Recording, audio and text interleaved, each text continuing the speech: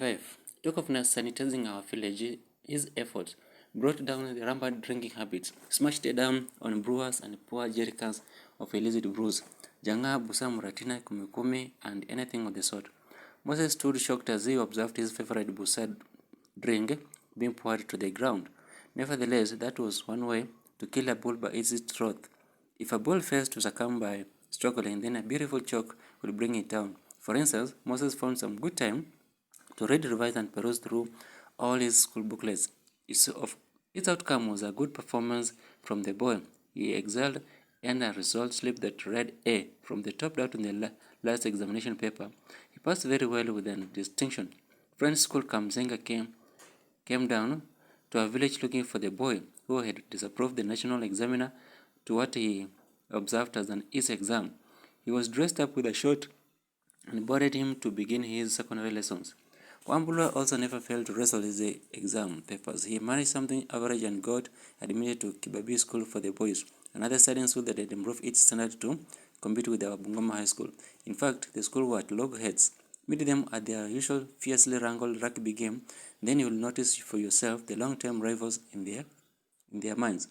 Martin took up business and excelled to open a hardware and a shop.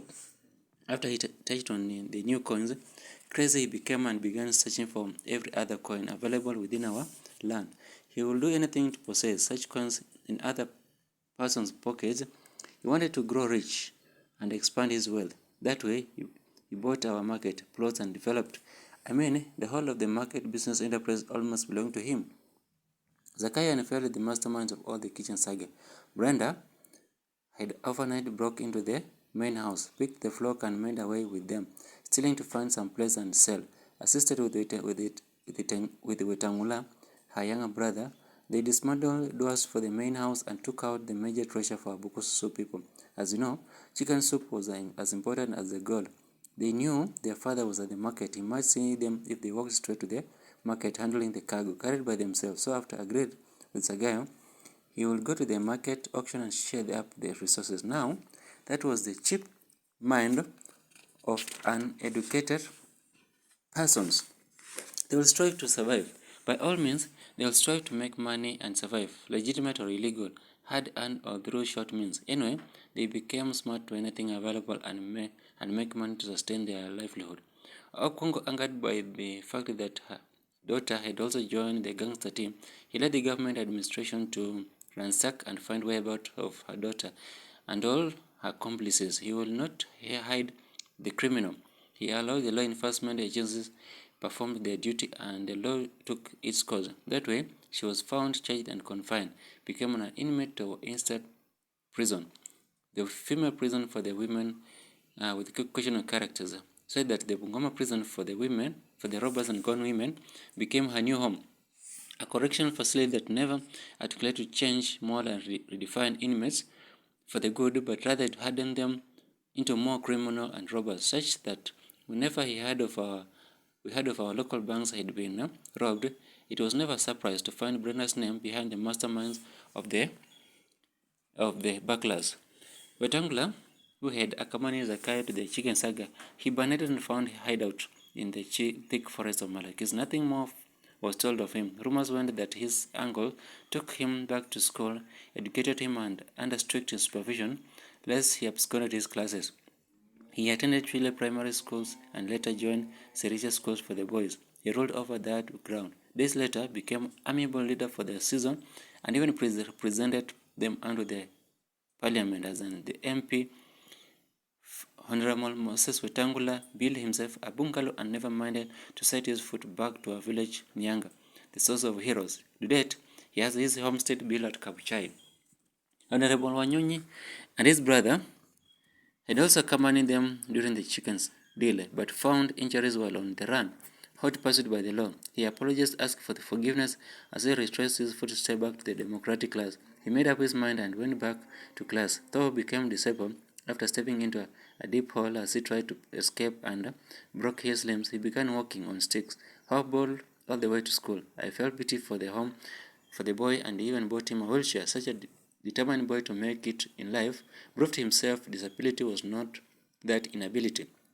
He became able differently and continued to struggle to some higher level. He also ruled his ground and found enormous support from our Luhya people residing in Kawangware.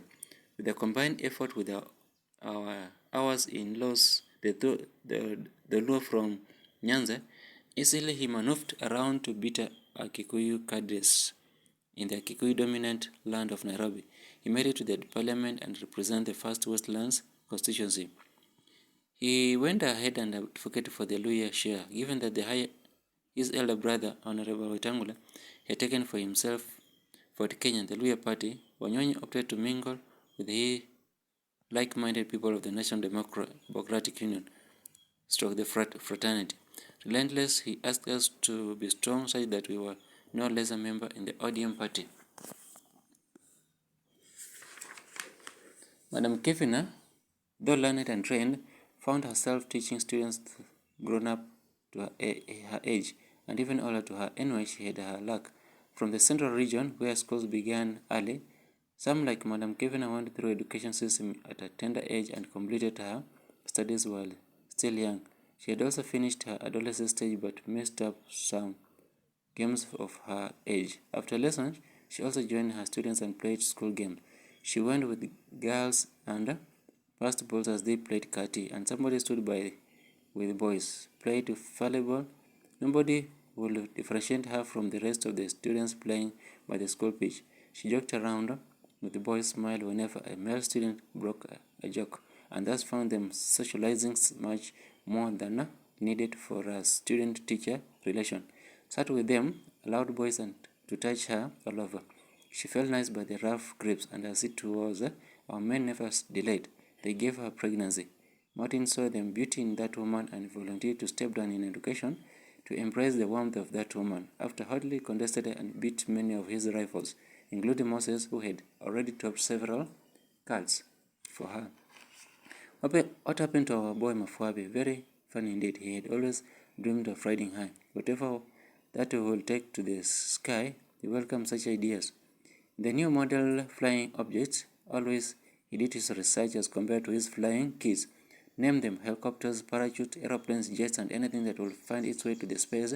That's after he had been practicing flying his kit and felt good whenever something balanced on the air. He wished and prayed that somebody will feel the atmosphere above for himself, also flying above the earth crust onto the clouds. What happened someday came when Rabraibla, who landed on our ground, Bungoma Kandu Stadium, with a chopper that had flown all the way from the capital center and landed on our land. Here came a man of democracy to launch his will for the people of Bukusland. That was during the campaigning moment that had seen him to all the country round, asking for votes and support for the changes in our political system. With an already organized team, the Pentagon, the whole of the nation had kept all eyes on him. With full open ears, everyone yearned to hear something from either his lips or his accomplices, the Pentagon team. The whole of Bungoma residents enthusiastically confined to see our democratic man. Crowd at the Bungoma post ground, mixed up with the hopes nobody will be left at home. The elites, like me and my friends, came to offer our contribution and fully be participants for the revolutions that's had. An autonomous country had been observed from the horizon. Funny enough, Mafabi's interest got stuck the chopper, and as he timed it was about to take over, he clinged on and hung on as it flew about. Its pilot tried hard to lower down. Perhaps his unwanted load can drop, but our boy clung on it. He video about an exact episode of our movie, The James Bond. Later on, he lost strength in his arms and dropped, survived to live, and spoke of his episode, an advantage of a Bokusu boy in the Hollywood movie. Mafuabi, in quote Wanjala, became an actor and a record holder of the first Bokusu boy to fly above the ground in an open helicopter. That was the end of chapter 3. We begin chapter 4. Our country needed boys and girls to represent others in our LegCo, the African for the African representation in a legislative council. Mr. Muliro, who had been handpicked from our region, he was good in books, but such poor man in his pocket would not live with the rich and found it hard to socialize with the rich, and therefore he volunteered to sleep with the poor people. The Bukusu resided at the Kwangware. He had a hoarse sound that will not make him sound sweet to our mates, as in make a nice story for the sitting, but that made him to keep self-contained and scoring any sitting of the 3 or 4 persons. But with the good academic credentials he held, it earned him attention to the white rulers. They picked him and even offered him work in their premises. The elite group of the country, Kenya, observed a brilliant boy and brought him further to the task that entailed such brilliant minds. If we had been asked to propose, of course Omala would have been our best choice to propose and second unanimously.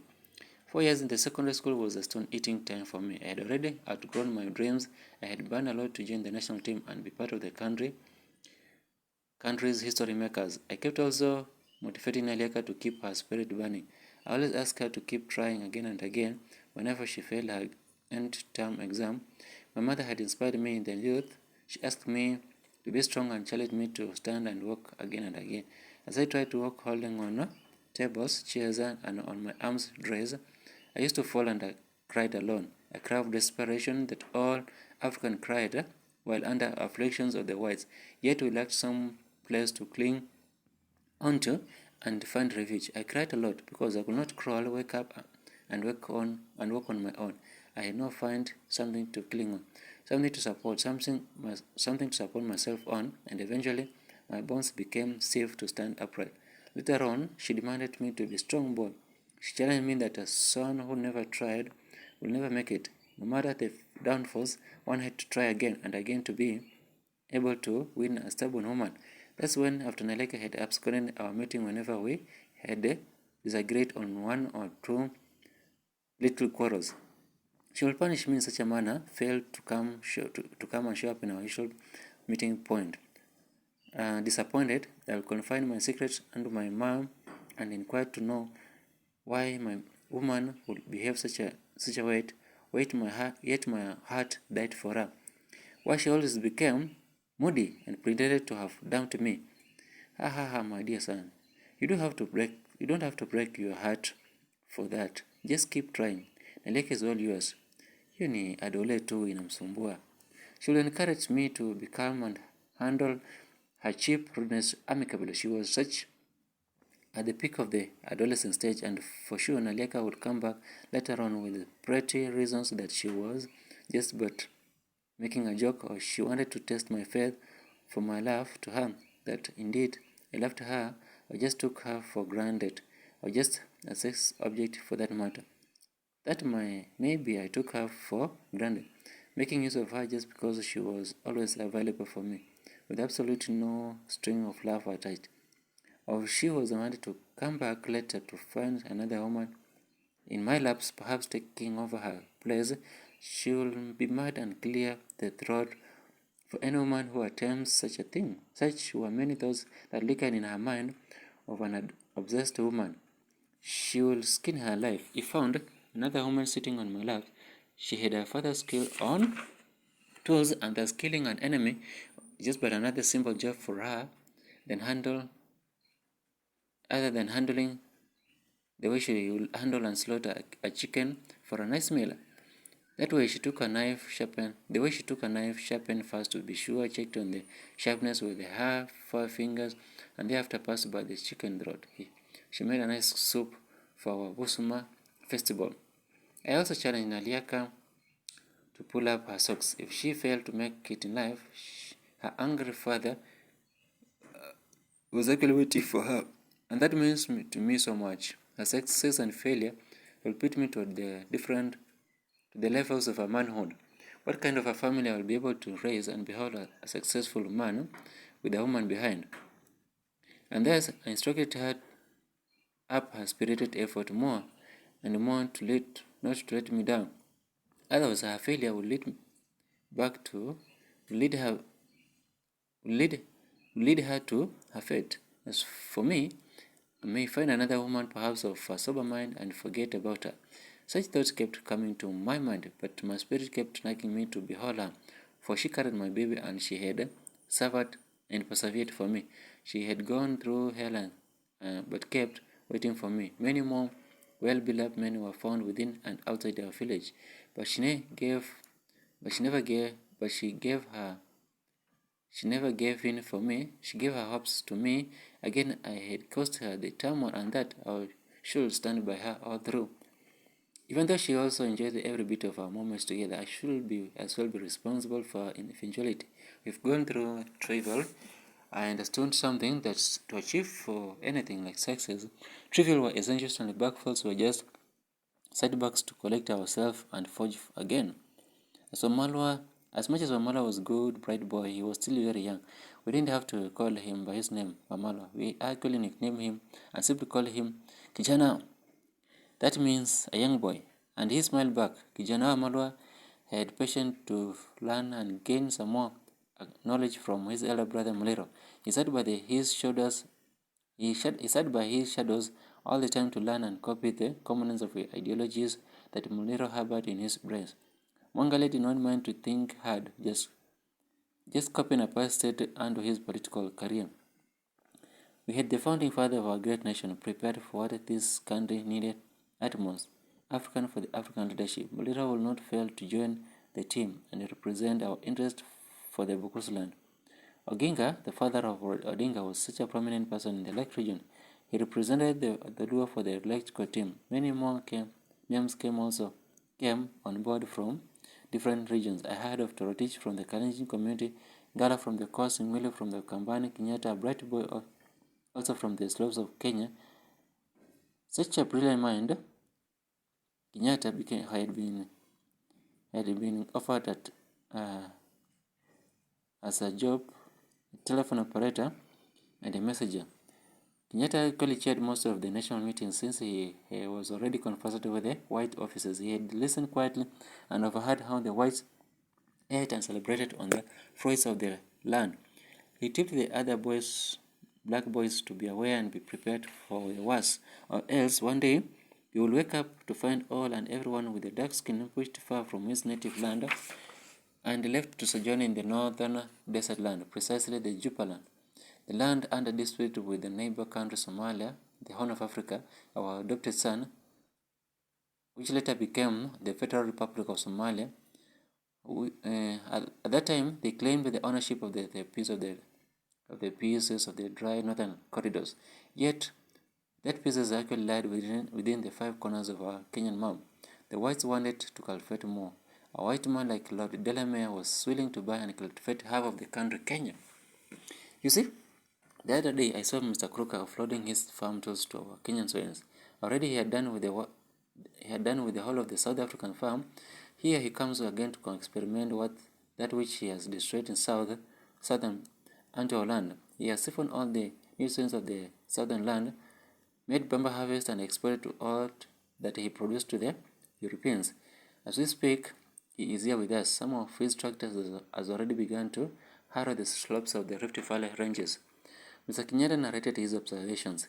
Mr. Kenyatta spearheaded the fight in his region. He had enough backups from the forest. Then Kimathi could not smile anymore. Since his cattle and goats had been confiscated from him, he had nothing else to live for. He gave his life to liberate their land and freedom. They were determined to see the white government out of the region. The other regions in the country slept and bowed before the whites as masters. They actually gave total respect to the whites as small gods, but their friends and the Kenyatta people had grown tired to be messed up anymore with such white benevolence. They wanted their fertile land, and something had to be done. We began watching war. That was the war of attrition. By letters and signals, my brother Eliud Madu had actually mastered to articulate issues on the white praise and under the white government. He wrote letters and questioned the actions and towards our black natives. That news spread countrywide to all the other regions like a bushfire. Actually, news whistled to all the black ears, and somehow it dawned on us that as white man can as well be skinned, he can be killed and dumped somewhere in the forest. He will die like all our animals. We realized that a Mzungu, a white man, had one sensible place that can paralyze his unending ego to rule and from our black soul. Touch on one of his softest places and he will succumb, just like all the other species. Deny him the sweet part of the world, he will suffocate to death. Although we didn't have any form, mental tools and weapons to send some sense into the whites or kill them softly, we had to try all sorts of means to bring him down. First, we tried with our African magic. It did not augur well to the spirit. They resisted. White missionaries had more powerful anointing than our sorcerers. Maybe they were covered with the blood of Christ Jesus, whom they bowed and worshipped to denounce the African superstition. It failed to work. We revolted to massacre. Any good weapons or any available tool became essential just to knock on their head and achieve our goals. Stick, arrows, bows, rail metals offer soluble solutions. Veteran man, Detan Kimada, went into hiding. He lived inside the Mau forest of Mount Kenya with a group of young boys, soldiers. They attacked from their hideouts and drove terror to the white. News spread far to their homeland that in Africa. To be precise, revolutions were taking place. After taking an oath to stick together for an ultimate goal, freedom for our nation, nothing will stop them for the revolutions of the country. A national meeting had passed one concrete solution. Time had come for the whites to surrender, pack and fly back. Just a small space had been provided as graveyard for the decomposing bodies. A small space graveyard in our souls at Langata will offer unceremonious burial for the remnants of the stubborn ones stuck in our soul. Europeans will not believe that the downfall of Queen Elizabeth's flag when an African boy will lower the white man's flag and raise a black man's flag smiling. White had overburdened our natives with our labor and forced labor, overruled our country and celebrated on our soil. Just imagine to ask a Maasai warrior abandon his green grass, such a fable land of Nairobi, precisely we call the Maaland, and be pushed to the dry areas of the Laikipia. That was a gross misconduct the wishes of our natives. Europeans became more important to our native black soils, became no more important to our black nation. Their few presents did not match and equate to our only treasure, the land of our people and our heritage. That was our biggest treasure, of which they had begun confiscating and demarcating for themselves. We had also lost our freedom, sidelining us from prestigious sites within our land, Calabar that denied us access for our precious services, medical, education, transport, and even restaurants. Now black will be seen to step and sit and dine at a hotels such as a Norfolk Hotel. Prince Wales schools were meant for the white kids. They laughed and enjoyed seeing black boy groan in pain, maybe after some whips on his buttocks, slept hungry in servant quarters, or asked to share the remnants with the white dogs, which had also equal appetite of their masters. They licked the whole of the plate, and thus our people found nothing on the plate to eat, and hence slept on empty stomachs. They began demanding for the blood of our slain brothers. We began demanding for the blood of our slain brothers like Meta, who had actually succumbed from the cruelty and the mistreatment of the white master's rule. War song had spread all over the green country Kenya. All black hearts had become agitated. The spirits burned alone, hearts that could not be quenched with any other words other than freedom. Freedom song filled up the air. We kept our difference at bay and bound ourselves with the bloods of brotherhood. We began waging war, putting our limited knowledge on fighting skills, but collecting few of them, and we put everything into practice, exercised all the wishes of our hearts, and within no time our country will be salvaged from the mouth of the white lions. The street of Nairobi had enough white bodies of slain masters on the ground who had not believed and down unto their minds that they would leave this country. They will not believe that they can abandon the sweet honey of our nation. Enough bodies decomposed on the street. It was not a joke for a black heart that is annoyed. No droplets of mercy will be found. Absolutely no space of mercy in a broadened chest of an African boy. They made with flying poison arrows, clubs, or simply strangled to death.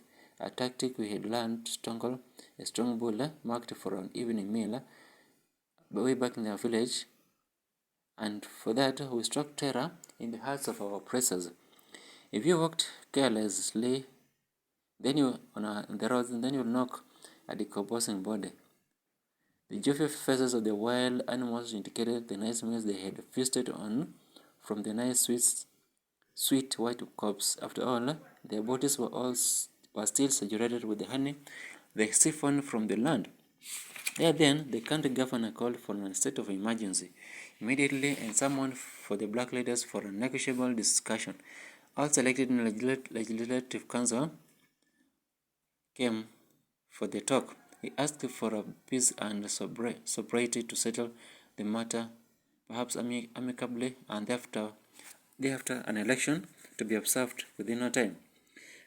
Atete had actually continued his endeavors in the village, calling up people to pull together. Such were the days of Uhuru na Kazi.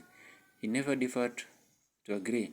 He consulted with them and agreed with them for the need for new innovations, the need for the new development. Such essential development like schools and the quest for free education had become the only tool that could change our livelihood. He mastered the doctrine of forgiveness and never minded the pessimists.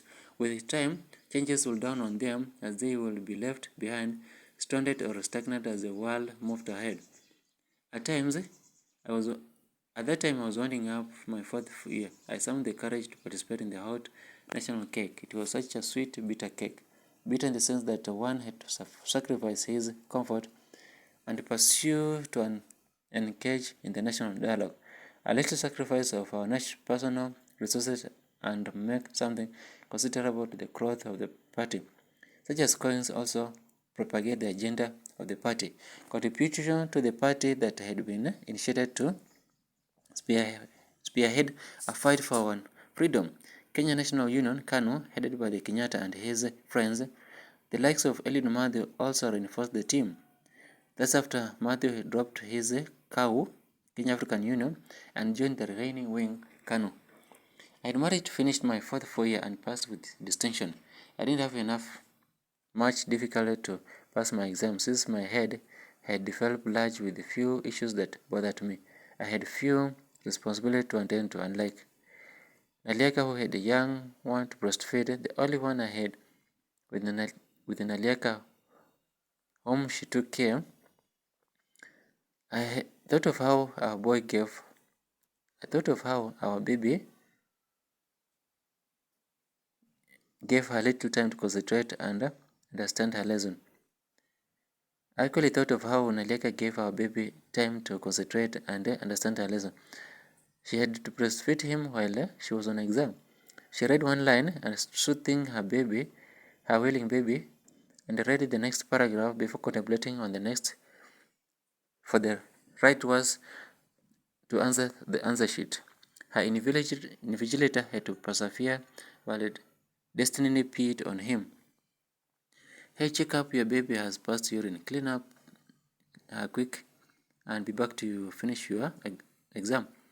You still have some few minutes to go. Teacher Wanjiko remarked from the far corner while invigilating the exam room. But Naleka actually performed the exam very well on her last paper. Though I was damn quite sure she would have broken this exam paper into pieces, Naleka had very little time for studies and that's why she actually just managed only a pass. Otherwise, Naleka was a university material.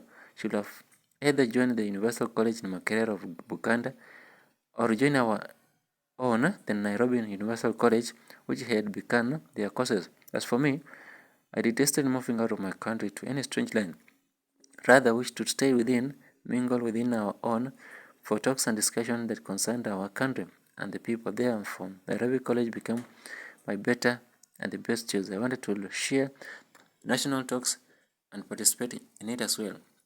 Whenever there's a will, there must be a way. My grandfather once told me as we chat sat beside the smoky fire of a grass-thatched kitchen. I overheard a meeting converged in the capital center. I found Mulira, who had already settled in the capital center. He welcomed my voice and offered me a warm welcome to accommodate me and offered me a reservation for the brother's keeper in the city. I prepared and traveled the same week so that We may not miss the crucial meeting. In my carrier bag, enough ugali flour had been packed, nicely wrapped. In the city where food crops were not grown, I will starve to death before seeing the realities of uhuru, celebration that had already begun and failed. At that time, the only but means that which was available was a train in the third class cabin. For the African with the tickets, we bought it at 2 tongolo, 2 cents a coin. 2 coins ticket actually bailed you for a lift to the capital center, of which one had to live 2 good days on your way before you could breathe the dirty air of Nairobi. The train coiled through the Nyika plateau passed by the famous Ngeria prison. Perhaps also there were the Kalenjin people who had been confined to face unprecedented judgment after their leader, Arkoyot, had refused to collaborate with the whites. That sparked fury for the whites and prompted them to build a place perhaps conducive to deal with the Kalenjin resistance. They were confined in the prison and meant to till the large farms. Punishment over the trials to intervene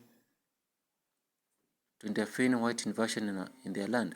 Arkoyot could not believe for whites settling on his land and so subjected his kingship, perhaps demoted to become but a mere servant. Whites called him the boy, to a man whom Kalenjins beheld with total respect. In fact, they worshipped him, and he was an absolute custodian to the Kalenjin community. While the white sons and daughters took their lessons in Davis Primary School, the Kalenjin boys and the girls craned for the barbed wire of a highly tight security of the prison to see a white toddler playing and taking lessons in the primary school. I pitied for them, a bit controversial to the social norms of our society. Africans woke up very early in cold until the prison farm, while the whites were happy in the schools. The train came down and climbed the Great Rift Valley through the Mau escarpment and passed by Karura Forest to find its place in the capital center. Fluorspar mining at Keria Valley had not been invented. I packed enough clothing and some foodstuffs and offset my journey 3 days earlier. I would have killed myself if I missed that rare opportunity, a chance that came once in a blue moon, only for the few prepared minds. Just few days took to climb up to the capital center. I paid home a visit. Still wonders never ceased to end. Chemtai came home late and drunk, quickly boiled her meal and asked Mafwavi to pack and take the meals to the main house. Abomination. Since when did kids step up the doors of the main house? Mafwavi had already grown some limbs strong enough to walk around and carry something by his hands. Stupid boy, since when did children bring me food? Angela sparked onto fury, a slap rain by as quick as lightning to the boy. Chemtai from the kitchen saw her young son on the ground, collapsed onto a coma. A slap that almost killed her son. I mean, he almost finished the blood she carried from another man. Boya, you've killed my son. Do you know what it takes to sire that kind of species? Stupid man, who gave you an authority to touch on that blood? Chemtai had also broke into fumes and wailed as though she had been touched with a slap that had woken her from the drunk minds. You see, some men here are useless. I left everything at home to find a man just to get an old age stuff. If you do not perform, somebody else will do it for you. Mr. Wanjala saw the audacity of his wife facing him, with braveness and readiness, ready to wrestle him if need be. He shrank. Her heavy body might broke his white aging bones. Why, my fathers, what sort of woman is this? I'm not surprised. These changing times have brought about different manners. She flees around with my best friend, yet again she has no respect at all to face me and talk of me, life as though I'm also her many young lover boys. These changing times will kill us if we, the old generation, will not brace up early and up our games we will be overtaken by events. Look at the way she's panning, as though she has taken Enjaka. Marijuana. Walalai ya ye. I can't fight her. Let her speak, prattle, and grow tired to silence. If my boy Nyangweso was here, he would silence him. Msewanjala spoke to himself while hiding from an enraged woman possessed in readiness to tackle anyone. Mr. Wanjala closed the door of his main house, remained silent for the rest of the day, and that night definitely he slept hungry and yawned half the warmth of his woman of the day. That day Chimta slept with the father of the child, few miles across the ridge. She came back the day after, in morning, smiled, satisfied, and forgotten the drama of the previous day. And many more Chimtai characters had cropped up in the village. Imagine, after my father sold a bull at the Malakis market, that woman observed the green leaves in my father's pocket. She humbled and played the best woman ever to be seen in the world, pretense to be accorded some sympathy, and therefore my father picked her and dropped her to our homestead for a woman. Thereafter, her real character became evident and began to be noticed, especially after my father had exhausted his pocket, and Jemtai also had sired somebody that gave her bloodhounds to claim her ground. She began to walk breast high and did anything she wished. She would flit around, drink, propagating morality, strange behavior to our community that was deeply not rooted to the custom of our fathers. That's the end of chapter 3. Chapter 4. Chapter 5. Muliro lived in a shandy outcast of the city. He commanded enough respect from paupers. He would not manage the expensive build of the beautiful Karen houses like most of his learned friends. He worked and lived with the poor fellows in a place called Kawangware. With such good academic papers, he will not multiply his finance and live the rich, luxurious lifestyle of the current people, where they lived rich people. Sometimes destiny beckoned him regardless of his residence. Since Bulera will not talk so much, the whites offered him a job to stand over by his residence. Since Bulera will not talk so much, the white offered him a job to stand over by his current gates. He was asked to keep watch over any unwelcome guest, perhaps give security and observe the well-being of the white dogs. The duty he performed diligently. He was asked to bring more of his relatives, more of his blood. Such blood had hereditary inborn that specialized in caring and protecting the endangered species.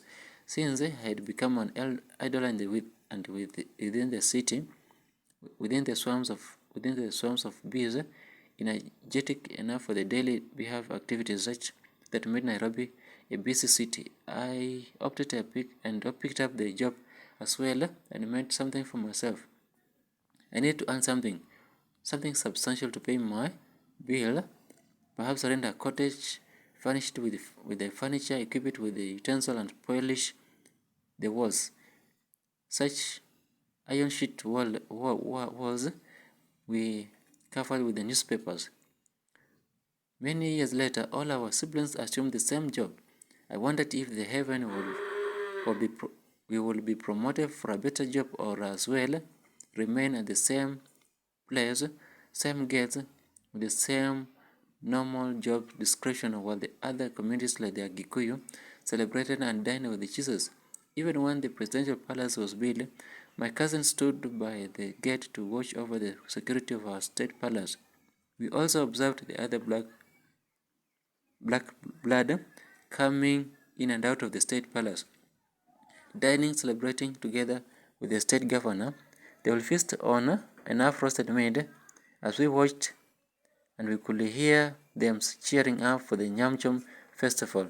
As Moliro and his blood brothers stood by the gate at alert, watching and observing the comforts of their fellow Africans.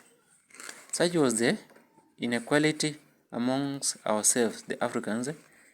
Even after colonization,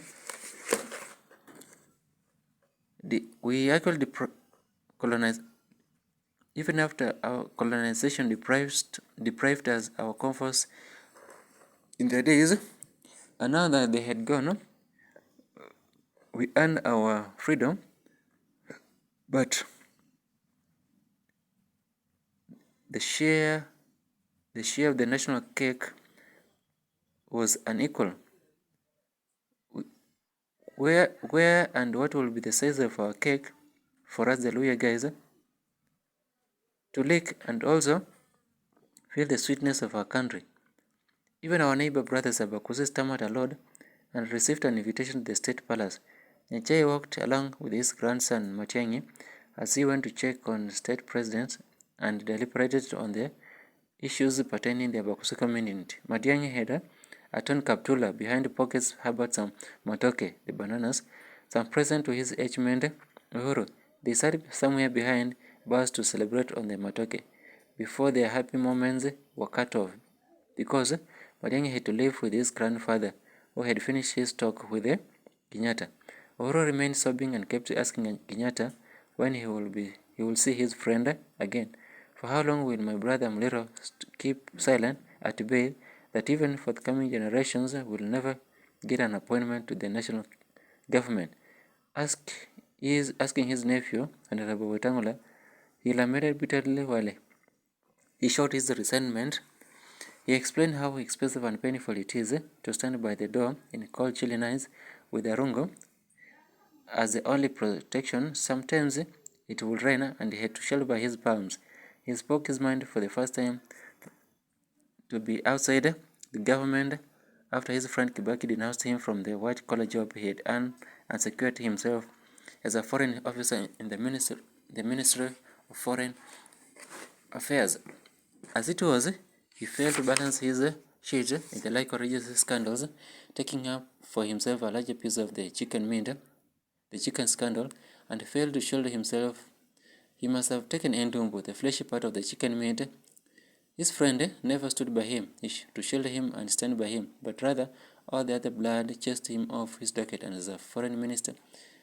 Standing outside in a cold, chilly night with a club, he fell his colleagues celebrating in the main house that is in the state house.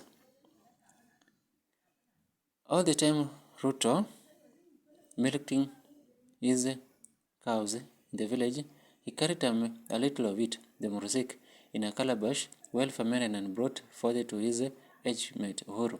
They developed intimacy. Therefore, anytime Uhuru felt bored, needed someone to talk to, he called over Ruto to the state house and they held undisputed closeness of a pure friend. Unye held a cup of tea and toasted with his friend Ruto. They chatted and played hide-and-seek games within the state house. Ruto also welcomed his friend to tour the countryside of Eldoret to find the serene and beauty of Uasin Gishu County, where a young boy hailed precisely at a small village called Sirgoi. Hey Dad, you need to buy me a chicken. I would like to have a taste of the Kalenjin soup. How about his meat? Does it taste sweet like the milk, the mursik? A young boy Uhuru demanded his father to slow down his car and buy something at the Makutana chicken market on their way to the outskirts of Eldoret. Mzee respected his last-born child. He parked by the roadside and called few vendors to come over. Already they had streamed by the car windows to find luck from the new customer. Uhuru got hold of the chicken with his palm, tried to weigh and ask them for a reduced price. Chicken. Ruto stepped forward only to realize his big-time friend begging for a lower price of the chicken. Hey man, Hey man, how are you? This is where I always take my houses. If you don't find me in the public political limelight, I will be here hawking this chicken. Ruto explained himself to his visitors, holding 3 or 4 birds to his right hand, stretched forth his left hand for a warm greeting. He knew his friend Unye to be left-handed. They laughed to the memories of the young kids playing in the state house. Hey man, how comes you never found me in the state house? You know, I had hid below the mattresses.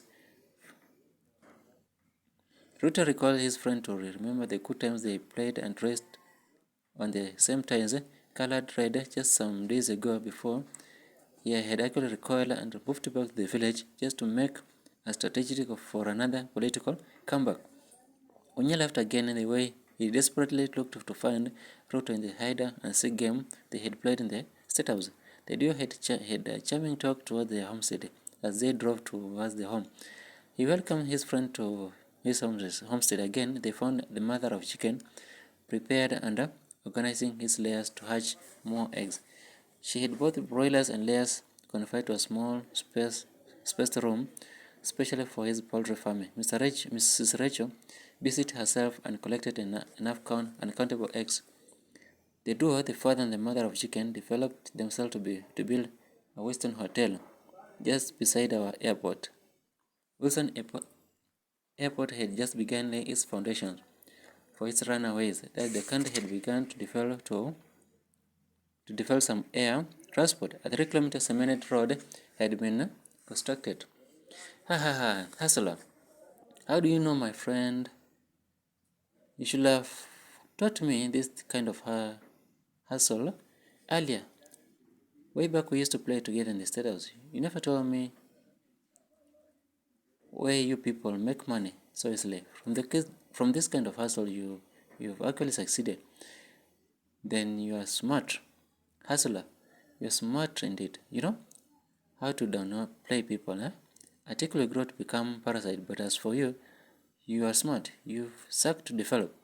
After keeping a secret for a long time and laugh later, when truth begins to unfold slowly to the minds of a fool, you become clever. You see, you are clever. I would have known that earlier. Perhaps I will also have taken advantage to become the next billionaire in this nation. I will also actually establish myself a multi-billion enterprises and enrich myself before the nation. I'll be the tycoon of this country. But because I have, I had the powers and authority over our treasury, and to catch something, it will take me a second. I mean, all the instructions of power rest on my shoulder. But anyway, I do have the nation weight resting onto my heart. That will contravene my pledge to the people and fail to account before God, whom I pledge to respect and observe what is good for the people of this country. I will deliver the big four agendas before I thought of myself. Unya took another sip and embarked for his secretive talk with his friend. My friend, I tell you, you're smart. If that's how you maneuvered through the President Moi under YKK, again pulled through with the Honorable Raila to downplay my predecessor, Mr. Kibaki. Here you are, the same person left me with the bruises. Have you ever thought of a nice suit? Well blessed in a wall closet, yet Ras found it fun to feast on? Yet your wedding day is just but a few days to come. That's how you got lost with my precious gift for the people of Kenya. Onye took another sip almost to cry as he remembered the huge government funds transferred from the national treasury to a non-account, some locals, and even to their foreign accounts. You are the same person here, left Honorable Raila to gang up with me, only to join a winning team. Anyway, I've heard you conspire with my Jubilee friends and members to take over the future leadership of this country. You want to rule this country even before my consent and my blessings. If you don't mind to double cross me, mind your steps and be slow. Still, I'm here to stay. I'm in the full control of this country. Even after that, I brought a significant figure to the politics of this country. Let's take our meal, forget the past and disperse. We shall talk things later. Eh? It's important that we revisit our friendship, my friend. Mr. Uhuru explained after taking a cup of tea in the newly opened doors of Honorable